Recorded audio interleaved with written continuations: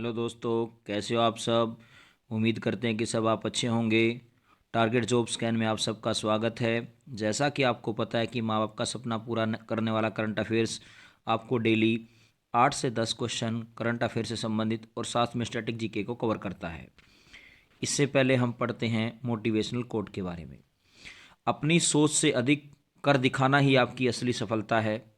दोस्तों, अगर अपनी एक अच्छी सोच के साथ अपने अपने कोई एक सपना सजोया है अपने नाम माँ बाप का नाम रोशन करने के लिए, तो आप निश्चित रूप से सफलता प्राप्त करते हैं, क्योंकि इंसान की जो सोच है वही इंसान को हमेशा सफलता दिलाती है। अब बात करते हैं करंट अफेयर से संबंधित। हाल ही में राजकुमार विश्वकर्मा को किस राज्य का मुख्य सूचना आयुक्त नियुक्त किया गया है? तो ये किया गया है उत्तर प्रदेश का। कई बार स्टैटिक जीके में क्वेश्चन बनता है कि उत्तर प्रदेश की जो राजधानी है लखनऊ, वो किस नदी पर स्थित है? तो आप कह सकते हैं गोमती नदी पर स्थित है। लखनऊ की राजधानी उत्तर प्रदेश की राजधानी लखनऊ को नवाबों का शहर भी कहा जाता है। और गंगा नदी उत्तर प्रदेश राज्य से सबसे ज़्यादा होकर गुजरती है।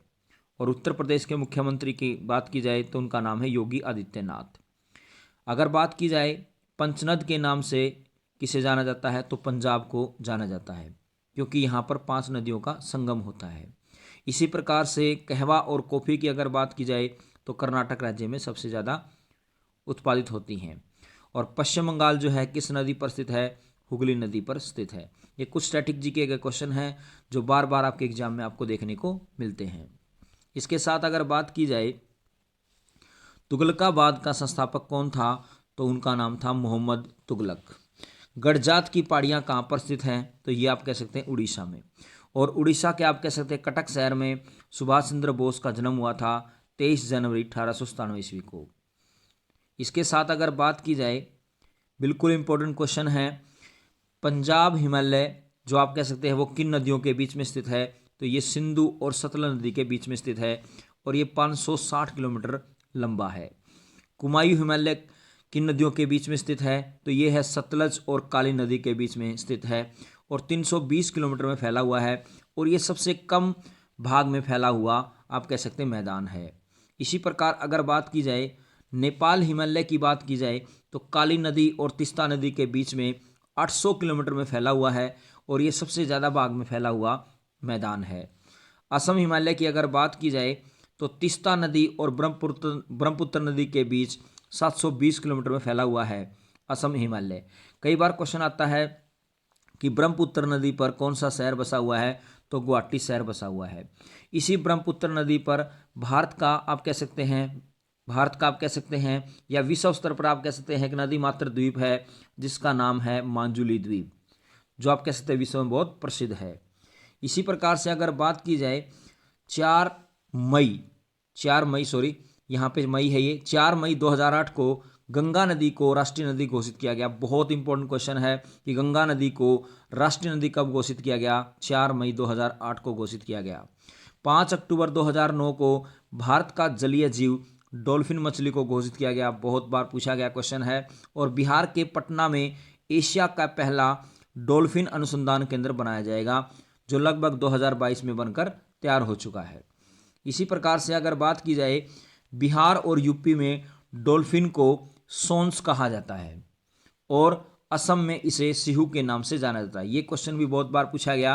बिहार और यूपी में डॉल्फिन मछली को किस नाम से जाना जाता है? तो जाना जाता है सोन्स के नाम से। यहाँ पर सोन्स लिख रखा है तो ये सोन्स आप कह सकते हैं।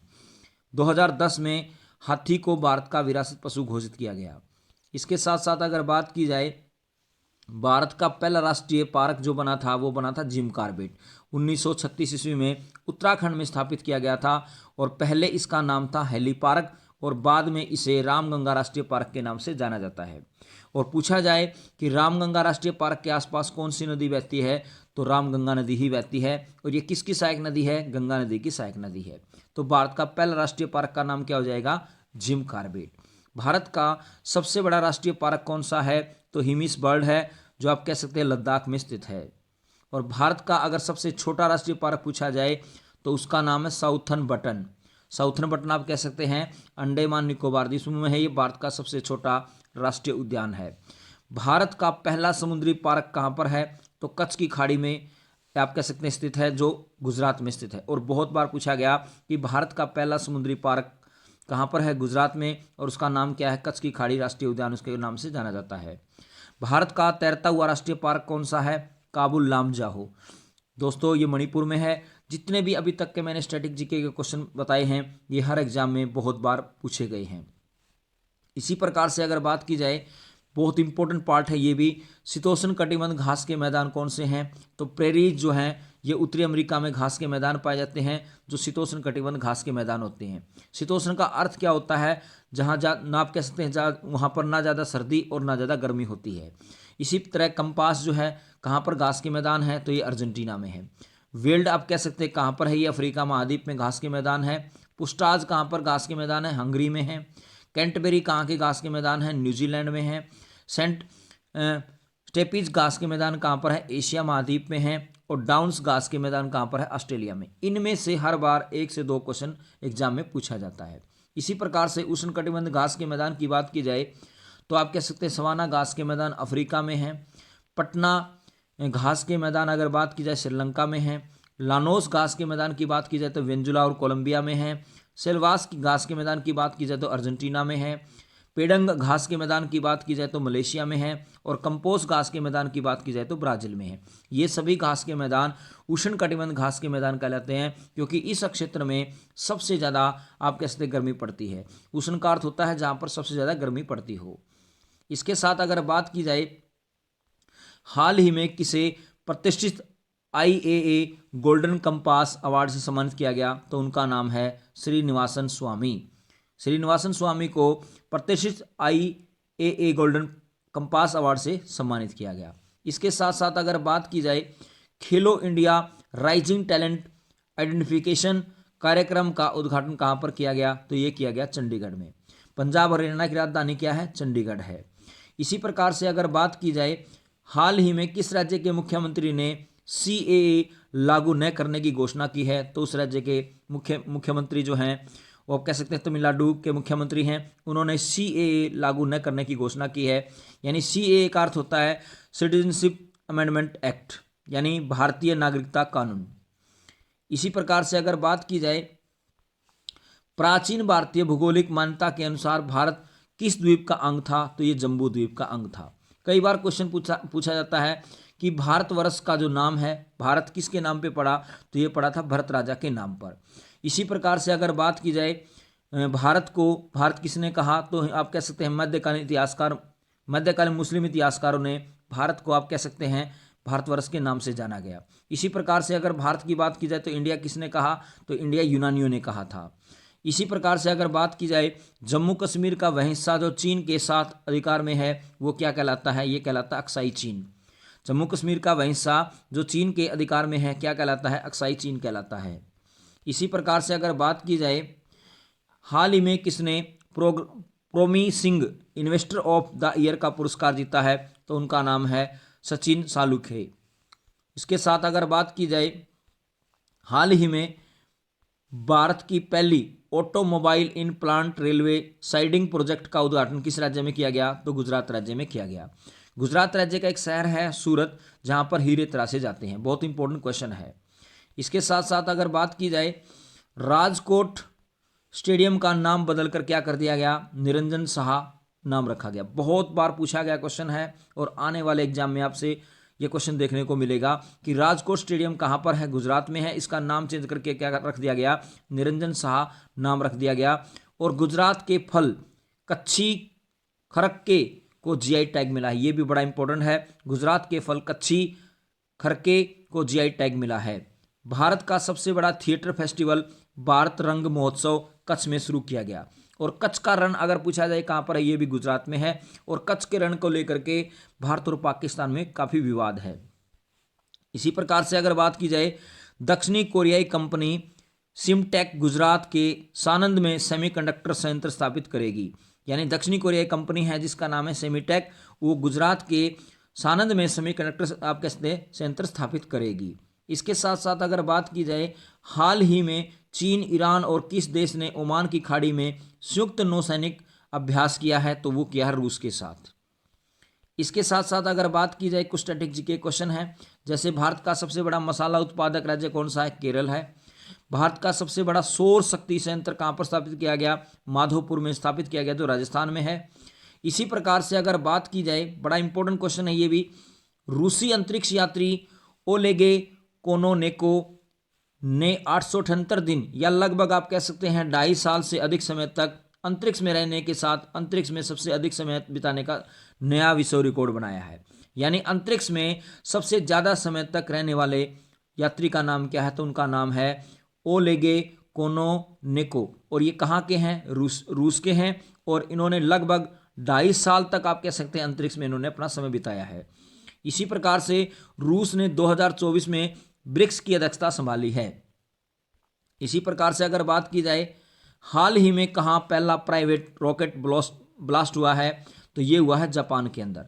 यानी जापान में पहला प्राइवेट रॉकेट जो आप कह सकते हैं ब्लास्ट हुआ है। और जापान की अगर बात की जाए, हिरोशिमा नामक स्थान पर आप कह सकते हैं परमाणु बम गिराया गया था 6 अगस्त 1945 को अमेरिका के द्वारा, और उसका नाम था लिटिल बॉय। इसी प्रकार से 9 अगस्त 1945 को जापान के नागासाकी शहर में परमाणु बम गिराया गया, जिसका नाम था फैटमैन। इसी प्रकार से अगर बात की जाए, अमेरिका की राजधानी क्या है? वाशिंगटन डीसी है। और वाशिंगटन डीसी जो है किस नदी पर स्थित है? अगर ये पूछा जाए तो पोटमैक नदी पर स्थित है। और वाशिंगटन डीसी जो है उसमें डीसी का अर्थ क्या होता है? District of Columbia. इसी प्रकार से अगर बात की जाए, जापान की private space company space one ने पहले प्राइवेट रॉकेट काइरोक्स को लॉन्च किया है, लेकिन यह रॉकेट लॉन्चिंग के 5 सेकंड के अंदर ही विस्फोट में चकनाचूर हो गया। यानी जापान की प्राइवेट स्पेस कंपनी है स्पेस वन ने पहले प्राइवेट रॉकेट काइरोस को लॉन्च किया था, और लेकिन यह रॉकेट लॉन्चिंग के 5 सेकंड बाद ही आप कह सकते हैं विस्फोट में हो गया और ये नष्ट हो चुका है। इसी प्रकार से अगर बात की जाए, पॉइंट कालीमीरे किस राज्य में स्थित है? तमिलनाडु में स्थित है। अगर पूछा जाए कोलंबा पॉइंट कहाँ पर स्थित है? तो आप कह सकते हैं मुंबई में स्थित है। भारत और श्रीलंका की सीमा मैकमोहन रेखा कब निर्धारित की गई? 1914 ईस्वी में। यानी भारत और चीन की सीमा जो है उसको क्या बोलते हैं? मैकमोहन रेखा। और ये भारत के किस राज्य में स्थित है, या किस राज्य के साथ चीन का आप कह सकते हैं बॉर्डर लगता है? तो अरुणाचल प्रदेश के साथ ये बॉर्डर लगता है। इसके साथ अगर बात की जाए, हाल ही में ब्रजेश कुमार सिंह को किस बैंक का कार्यकारी निदेशक नियुक्त किया है? तो ये किया गया है इंडियन बैंक का। इसके साथ साथ अगर बात की जाए, भारत के किस स्थान को सफेद पानी के नाम से जाना जाता है? तो आप कह सकते हैं सियाचिन को, या सफेद आप कह सकते हैं भूमि किसे कहा जाता है? तो सियाचिन को कहा जाता है। और भारत का सबसे ऊंचा युद्ध स्थल भी कौन सा है? सियाचिन है। सफेद चादर के नाम से भी किसे जाना जाता है? सियाचिन को ही जाना जाता है। इंदिरा पॉइंट जो आप कह सकते हैं, जो भारत का दक्षिणतम बिंदु है, यह कर्क रेखा से कितने किलोमीटर दूर है? तो 876 किलोमीटर दूर है। 876 किलोमीटर दूर है। इसी प्रकार से अगर बात की जाए, महात्मा बुद्ध कृषि और प्रौद्योगिकी विश्वविद्यालय का शिलान्यास कुशीनगर में किया गया। वेरी इंपॉर्टेंट क्वेश्चन है ये भी। और कुशीनगर कहाँ पर है? उत्तर प्रदेश में। यानी महात्मा बुद्ध कृषि और प्रौद्योगिकी विश्वविद्यालय का शिलान्यास किया गया कुशीनगर में, उत्तर प्रदेश में। मुख्यमंत्री कन्या सुमंगला योजना का अनुदान 15,000 से बढ़ाकर कितना कर दिया गया? 25,000 कर दिया गया। उत्तर प्रदेश ने देश में पहली बार मेमी कंडक्टर नीति लागू की है। इसी प्रकार से अगर बात की जाए, चौरस और अनप्रवाहित द्रोणी वाली छोटी झीलों को क्या कहते हैं? प्लाहा कहा जाता है। और भारत की सबसे बड़ी मीठे पानी की झील पूछी जाए तो कौन सी है? वुलर झील है। भारत की सबसे बड़ी खारे पानी की झील पूछी जाए तो चिल्का झील है।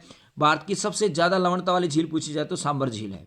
और अगर बात की जाए भारत की आप कह सकते हैं कृत्रिम झील पूछी जाए तो गोविंद सागर झील है, जो आप कह सकते हैं उत्तर प्रदेश में स्थित है। भारत में मौसम संबंधी सेवा कब प्रारंभ की गई? तो 1875 ईस्वी में मौसम संबंधी सेवाएं प्रारंभ की गई। इसी प्रकार से अगर बात की जाए, हाल ही में यूएनडीपी लैंगिक समानता सूचकांक में कौन सा देश शीर्ष पर है? तो उस देश का नाम है डेनमार्क।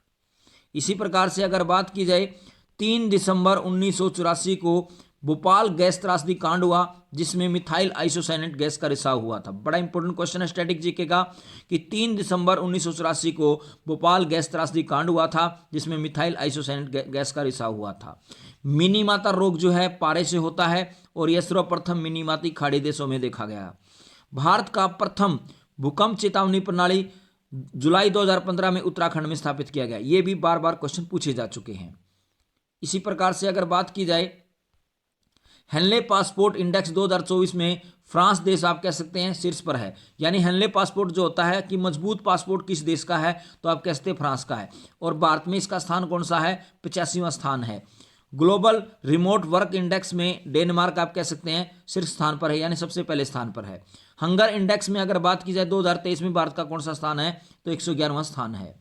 इसी प्रकार से अगर बात की जाए हाल ही में इसाक डार को किस देश का नया विदेश मंत्री नियुक्त किया है, तो ये किया गया है पाकिस्तान के। यानी पाकिस्तान में इसाक डार को आप कह सकते हैं विदेश मंत्री के रूप में नियुक्त किया है। और पाकिस्तान के नए प्रधानमंत्री कौन बने हैं, तो शहबाज आप कह सकते हैं शरीफ बने हैं। शहबाज शरीफ आप कह सकते हैं पाकिस्तान के नए प्रधानमंत्री बने हैं। इसी प्रकार से अगर बात की जाए पाकिस्तान ने एडवांस्ड रॉकेट सिस्टम फतेह सेकंड का आप कह सकते हैं सफल परीक्षण किया। पाकिस्तान ने आधिकारिक तौर पर ब्रिक्स सदस्यता के लिए आवेदन किया है। यानी इसमें कौन कौन से देश आते हैं ब्रिक्स के अंदर, ब्राजील है, रूस है, इंडिया है, चाइना है और साउथ अफ्रीका है। पाकिस्तान के स्टार्टअप सी गोल्ड ने शीर्ष जलवायु नवाचार प्रतियोगिता जीती है। यानी पाकिस्तान के स्टार्टअप सी गार्ड ने शीर्ष जलवायु नवाचार प्रतियोगिता जीत ली है। इसी प्रकार से अगर बात की जाए हाल ही में पुरातात्विकविदों ने कहाँ 1500 से अधिक कंकाल प्राप्त हुए हैं, तो ये हुए हैं ब्रिस्बेन के अंदर। यानी ब्रिस्बेन के अंदर पुरातात्विक उन्होंने आप कह सकते हैं 1500 से अधिक कंकाल प्राप्त हुए हैं। इसी प्रकार से अगर बात की जाए जर्मनी के शोधकर्ताओं ने ब्लास्टिक सागर में लगभग 1 किलोमीटर लंबी पत्थर की दीवार खोजी है। और जर्मनी ने पोलैंड को हराकर यूनाइटेड कप 2024 का खिताब जीता। जर्मनी ने दृष्टिबाधित लोगों को निशानेबाजी करने के लिए उपकरण विकसित किए हैं। इसी प्रकार से अब बात करते हैं हाल ही में किसे चंडीगढ़ का नया डीजीपी नियुक्त किया है, तो उनका नाम है सुरेंद्र सिंह यादव। यानी सुरेंद्र सिंह यादव चंडीगढ़ के नए डीजीपी नियुक्त होंगे। इसी प्रकार से अगर बात की जाए भारत का जो उत्तरी बिंदु है उसका नाम है इंदिरा कोल, जो जम्मू कश्मीर में है। भारत का दक्षिणतम बिंदु अगर बात की जाए तो कौन सा है, इंदिरा पॉइंट है, जो आप कह सकते हैं अंडमान निकोबार द्वीप समूह में है। भारत का जो पश्चिमी बिंदु है उसका नाम आप कह सकते हैं सरक्रिक, जो आप कह सकते हैं गुजरात के अंदर स्थित है। और भारत का पूर्वी बिंदु की अगर बात की जाए तो वालांगू है, जो आप कह सकते हैं अरुणाचल प्रदेश में है। भारत में कोलंबा पॉइंट कहाँ पर स्थित है, ये मुंबई में स्थित है, महाराष्ट्र में स्थित है। इसी प्रकार से अगर बात की जाए श्री एएस राजीव को सीवीसी में सतर्कता आयुक्त नियुक्त किया गया है। संसद सुरक्षा का प्रमुख किसे बनाया गया है, तो अनुराग अग्रवाल को बनाया गया। दोनों ही वेरी इंपॉर्टेंट क्वेश्चन है। यानी सीवीसी के सतर्कता आयुक्त किसे नियुक्त किया गया है, एएस राजीव को नियुक्त किया गया है।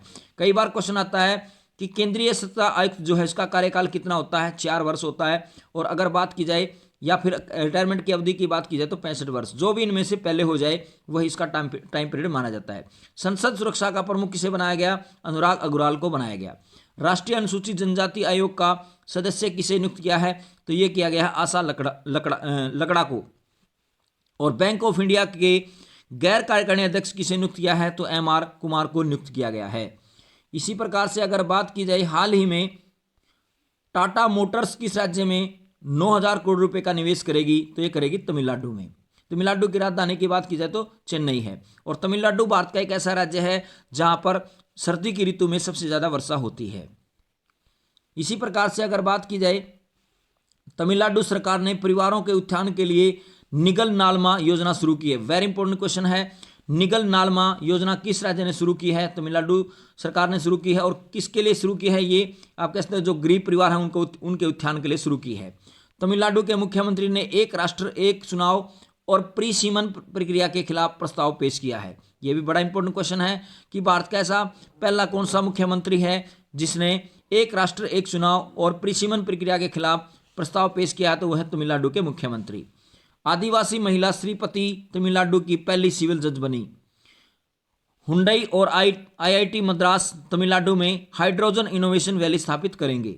इसके साथ साथ अगर बात की जाए हाल ही में मतदाता प्रक्रिया की जानकारी के लिए किसने ईसीआई के साथ साझेदारी की है, तो ये आप कह सकते हैं गूगल ने की है।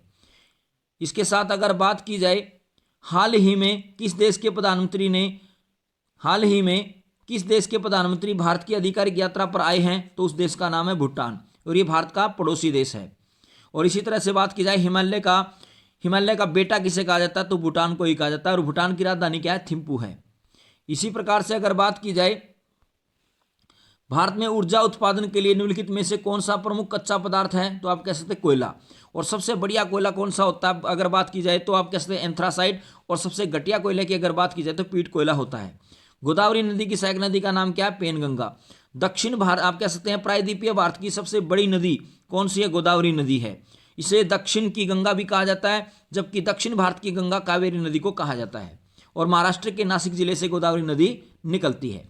इसी प्रकार से बात की जाए सभी आवारा कुत्तों की नसबंदी करने वाला दुनिया का पहला देश कौन सा बन गया? भूटान बन गया है। भूटान ने अपने सभी नागरिकों के लिए स्वयं संप्रभु राष्ट्रीय डिजिटल आईडी की शुरुआत की है। और बेहतर इंटरनेट कनेक्टिविटी के मामले में दक्षिण एशिया में भूटान शीर्ष स्थान पर है। और भूटान के छात्रों ने इलेक्ट्रॉनिक्स जोंगरखा ब्रेल बनाया है। तो वेरी इंपॉर्टेंट क्वेश्चन है ये, जो भूटान से संबंधित क्वेश्चन है ये सारे के सारे वेरी इंपॉर्टेंट क्वेश्चन है।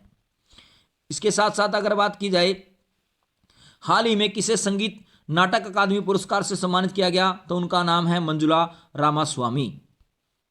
इसी प्रकार से अगर बात की जाए नीदरलैंड के इरास्मस पुरस्कार 2024 से किसे सम्मानित किया गया? तो ये किया गया अमिताभ घोष को सम्मानित किया गया। मिस वर्ल्ड ह्यूमैनिटेरियन अवार्ड से किसे सम्मानित किया गया? तो ये किया गया नीता अंबानी को। रिकेन यामामोटो ने 2024 प्रिजर पुरस्कार आप कह सकते जीता है। और भारत को खसरा और रुबेला चैंपियन पुरस्कार मिला है। इसी प्रकार से अगर बात की जाए हाल ही में फूलदेई त्योहार कहां शुरू किया गया? तो ये किया गया उत्तराखंड में। उत्तराखंड के मुख्यमंत्री ने हिमालयन बास्केट लॉन्च किया है। समान नागरिकता संहिता लागू करने वाला भारत का पहला राज्य कौन सा बना? उत्तराखंड बना। जबकि स्वतंत्रता प्राप्ति के पश्चात अगर बात की जाए समान नागरिकता संहिता लागू करने वाला भारत का पहला राज्य बना था गोवा। और समान नागरिकता संहिता को लागू किया जाता है भारत के संविधान के अनुच्छेद 44 में। उत्तराखंड के मुख्यमंत्री ने नशे के खिलाफ दामी अभियान शुरू किया है, क्योंकि उत्तराखंड के जो मुख्यमंत्री हैं उनका नाम है आप कह सकते हैं धामी, पुष्कर सिंह धामी आप कह सकते हैं उत्तराखंड के मुख्यमंत्री का नाम है। इसी प्रकार से अगर बात की जाए उत्तराखंड सरकार ने बाहरी लोगों द्वारा कृषि भूमि खरीदने पर प्रतिबंध लगाया है। यानी उत्तराखंड सरकार के अंदर अगर कोई दूसरे राज्य का आप कह सकते हैं लोग जो है भूमि खरीदते हैं तो उनके ऊपर प्रतिबंध लगा दिया गया है। संयुक्त सैन्य अभ्यास सूर्यकिरण का 17वां संस्करण पिथौरागढ़ यानी उत्तराखंड में आयोजित किया जा रहा है। यह भी वेरी इंपॉर्टेंट क्वेश्चन है कि संयुक्त सैन्य अभ्यास सूर्यकिरण का 17वां संस्करण कहां पर आयोजित किया जा रहा है? उत्तराखंड में। और यह सूर्यकिरण अभ्यास जो है किन देशों के बीच में होता है? भारत और नेपाल के बीच में होता है। दोस्तों अपने माता पिता का सम्मान करें, देश के जवानों का सम्मान करें, हमेशा मुस्कुराते रहें, हंसते रहें। और अगर आपको हमारी मेहनत अच्छी लग रही हो तो हमारे टारगेट जॉब स्कैन को आप सब्सक्राइब करें, लाइक करें, कमेंट करें और ज़्यादा से ज़्यादा शेयर करें। और टेलीग्राम का लिंक आपको डिस्क्रिप्शन में मिल जाएगा जिसको आप ज्वाइन कर सकते हैं। धन्यवाद।